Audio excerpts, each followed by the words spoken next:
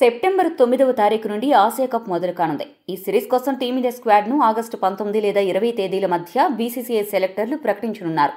అయితే ఈ స్క్వాడ్ ఎంపిక చేయడానికి బీసీసీఐకి పెద్ద సమస్యగా మారింది. ఈ సిరీస్ కోసం 15 మందితో కూడిన స్క్వాడ్ను ఎంపిక చేయాలి. కానీ సూపర్ ఫామ్తో ఉండి పోటీ పడుతున్న వాళ్ళు చాలా మంది ఉన్నారు. దీంతో ఎవరిని ఎంపిక చేయాలో ఎవరిని వదిలేయాలో తెలియక సెలెక్టర్లు తలలు పట్టుకున్నారు. ఆ వివరాలు ఇప్పుడు మనం చూద్దాం.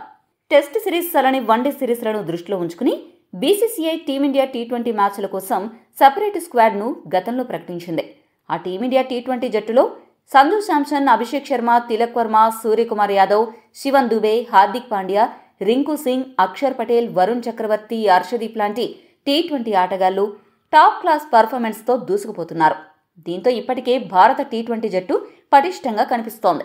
అయితే ఇప్పుడు సమస్య ఎందుకు వస్తోందంటే ఆసియా కప్ కోసం కొత్తగా శుభ్మన్ గిల్, యశస్వి జైస్వాల్, శ్రేయస్ అయ్యర్లను కూడా జట్టులోకి తీసుకోవాల్సిన పరిస్థితి ఏర్పడింది.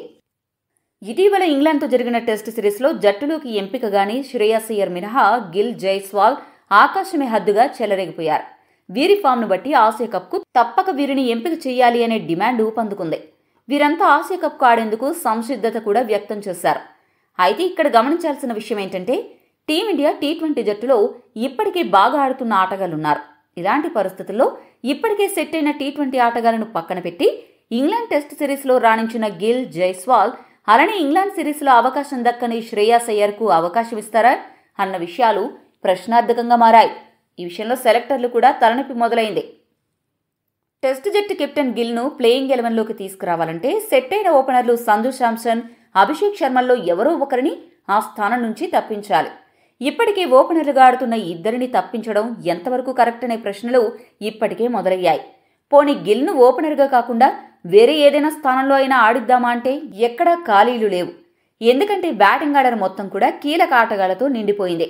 వన్ డౌన్లో తిలక్ వర్మ, 4వ స్థానంలో సూర్యకుమార్ యాదవ్, ఆ తర్వాత దుబే, హార్దిక్, రింకు ఇలా బ్యాటింగ్ ఆర్డర్ మొత్తం సెట్ అయింది. ఐసీసీ టీ20 బ్యాటింగ్ ర్యాంకింగ్స్లో అభిషేక్ శర్మ మొదటి స్థానంలో, తిలక్ వర్మ 2వ స్థానంలో ఉన్నారు. దీన్ని బట్టి భారత టీ20 జట్టు ఎంత పటిష్టంగా ఉందో అర్థం చేసుకోవచ్చు. దీంతో జైస్వాల్, శ్రేయస్ అయ్యర్లను ఏ స్థానాల కోసం తీసుకోవాలో సెలెక్టర్లకు కూడా అంతు చిక్కడం లేదు.